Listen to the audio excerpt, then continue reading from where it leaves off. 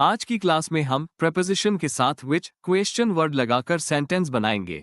ये क्लास बहुत ही इंटरेस्टिंग होने वाली है। ये क्लास एडवांस इंग्लिश की क्लास है, तो बिना स्किप किए ये क्लास देखोगे तो एडवांस इंग्लिश सीखोगे। स्किप किया तो नुकसान आपका ही होगा। तो बिना समय गवाए वीडियो शुरू करते हैं। सबसे पहले एक ध्यान देने वाली बात है, प्रेपोजिशन प्लस विच से दो प्रकार के सेंटेंस बनाए जाते हैं, एक अफर्मेटिव सेंटेंस और दूसरा क्वेश्चन वर्ड इंटरोगेटिव सेंटेंस। उदाहरण देखो समझ में आएगा, जैसे I have two pens one of which is red. मेरे पास दो पेन है जिनमें से एक लाल है। जैसे सेंटेंस में देख सकते हो, यहाँ पर ऑफ प्रेपोजिशन है और विच क्वेश्चंस वर्ड है। इन दोनों से यह अफर्मेटिव सेंटेंस बना है। एक और वाक्य देखो, he told several stories of which did you believe. उसने कई कहानियां सुनाई जिनमें से तुमने किस पर विश्वास किया। जैसे सेंटेंस के हिंदी अर्थ में देख सकते हो कि इंग्लिश सेंटेंस में ऑफ विच का यूज क्वेश्चन वर्ड में हुआ है। एक बात और ध्यान दोगे, विच का यूज कोई विधि, कोई रास्ता या कोई वस्तु के लिए होता है। तो देखते हैं पहला यूज, ऑफ विच इनमें से कौन सा या कौन सी, उनमें से कौन सा या कौन सी। ऑफ विच का यूज इनमें से कौन सा या कौन सी, उनमें से कौन सा या कौन सी के लिए होता है। जैसे you have many dresses of which should I wear. तुम्हारे पास कई कपड़े हैं, उनमें से कौन सा मैं पहनूं। यहाँ पर ध्यान दोगे, जो पहला वाक्य है यू हैव मेनी ड्रेसेस, इसमें से ही एक ड्रेस पहनने के लिए पूछा जा रहा है। इसीलिए ऐसे वाक्य में जो दूसरा सेंटेंस होता है उसमें क्वेश्चन वर्ड ऑफ विच का यूज करते हैं। देखते दूसरा वाक्य, there are many options of which do you prefer. यहाँ कई विकल्प हैं, इनमें से तुम्हें कौन सा पसंद है। यहाँ पर भी कहीं ऑप्शन है, उन ऑप्शन में से एक ऑप्शन चुनने के लिए बताया गया। ऐसे जितने भी वाक्य रहेंगे उनमें सब में प्रीपोजिशन के बाद विच क्वेश्चन वर्ड का यूज होगा। तो देखते हैं नेक्स्ट, टू विच किसमें। टू विच का यूज किसमें के लिए होता है। जैसे there is 3 receptions tonight, to which are you going. आज रात 3 पार्टियां हैं, तुम किसमें जा रहे हो। यहाँ पर भी 3 पार्टी है, उन 3 पार्टियों में से एक पार्टी के लिए पूछा जा रहा है। देखते अगला वाक्य, there are several trains, to which are you referring.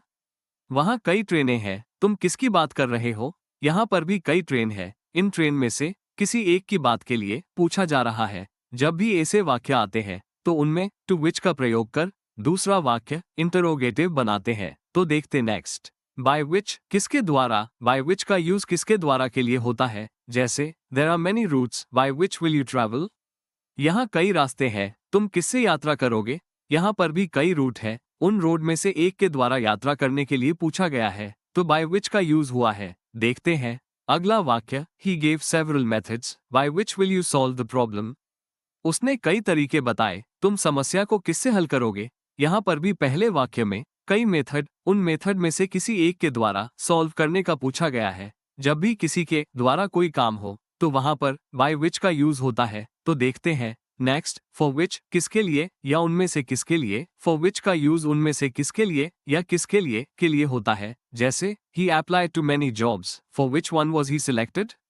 उसने कई नौकरियों के लिए आवेदन किया, उसे किसके लिए चुना गया। यहाँ पर भी कई नौकरियां हैं, इन नौकरियों में से किसी एक के लिए चुने की बात हो रही है। देखते अगला वाक्य, she has many reasons, for which did she apologise.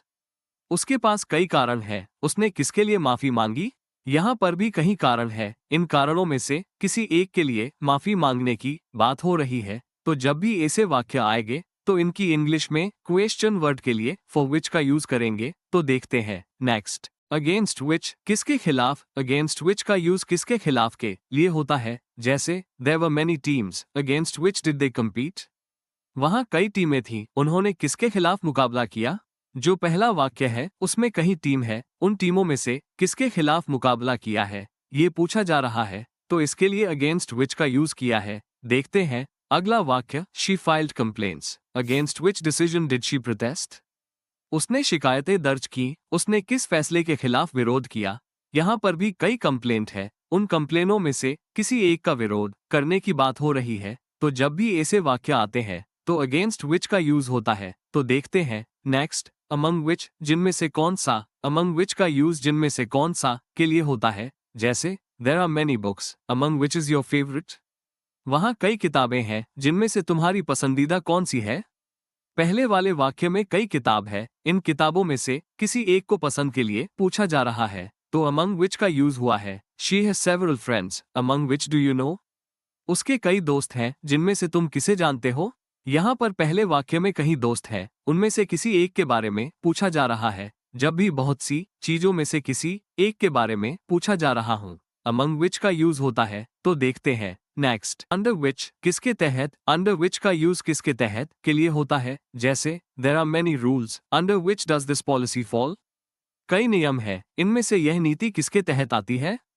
यहाँ पर कई नियम है, इन नियमों में से किसके तहत की बात हो रही है, तो अंडर विच का यूज हुआ है। देखते हैं अगला वाक्य। She has several categories under which will you classify this.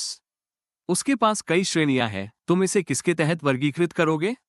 यहाँ पर भी कई श्रेणियां हैं, उन श्रेणियों में से किसी एक के तहत वर्गीकृत की बात हो रही है। तो जब भी ऐसे वाक्य आते हैं जिनके लिए हम अंडर विच का यूज करते हैं, तो देखते हैं नेक्स्ट। ओवर विच किसके लिए या किस पर, ओवर विच का यूज किसके लिए या किस पर के लिए यूज होता है। जैसे there are many projects over which are you responsible. कई प्रोजेक्ट्स हैं, तुम किसके लिए जिम्मेदार हो। पहले वाक्य में कई प्रोजेक्ट है, उन प्रोजेक्ट में से किसी एक की बात हो रही है, तो ओवर विच का यूज हुआ है। देखते हैं नेक्स्ट वाक्य। She has several topics over which did you have a debate. उसके पास कई विषय हैं, तुमने किसके ऊपर बहस की। यहाँ पर भी कई टॉपिक्स हैं, उन टॉपिक में से किसी एक के ऊपर बहस की बात हो रही है। तो ऐसे वाक्य जब भी आते हैं तो ओवर विच का यूज होता है। तो देखते हैं नेक्स्ट। बिटवीन विच किस में, बिटवीन विच का यूज दो विकल्पों में से किसी एक के लिए होता है। जैसे there are two choices between which do you need help. दो विकल्प हैं, इनमें से तुम्हें किसमें मदद चाहिए। यहाँ पर दो विकल्पों में से किसी एक में मदद के लिए बात हो रही है, तो बिटवीन विच का यूज हुआ है। There are two roads between which is the shortest. दो सड़कें हैं, इनमें से सबसे छोटी कौन सी है। यहाँ पर भी दो सड़कें हैं, जिनमें से किसी एक के बारे में पूछा जा रहा है, तो बिटवीन विच का यूज हुआ है। देखते हैं नेक्स्ट। अलॉन्ग विच किसके साथ, अलॉन्ग विच का यूज किसके साथ के लिए होता है। जैसे there are many rivers along which did you travel. कई नदियां हैं, तुम किसके साथ यात्रा किए हो। यहाँ पर कई नदियां हैं, उनमें से किसी एक की यात्रा के लिए बताया जा रहा है, तो अलॉन्ग विच का यूज हुआ है। देखते हैं नेक्स्ट वाक्य। She showed several routes along which should we go. उसने कई मार्ग दिखाए, हमें किसके साथ जाना चाहिए। यहाँ पर भी कई रूट है, उनमें से किसी एक रूट के साथ जाने की बात हो रही है। जब ऐसे वाक्य आते हैं तो अलॉन्ग विच का यूज होता है। अब ये क्लास यहीं समाप्त होती है। यदि इस क्लास में कोई कंफ्यूजन हो या मन में कोई क्वेश्चन हो तो कमेंट बॉक्स में कमेंट करें। Please support me.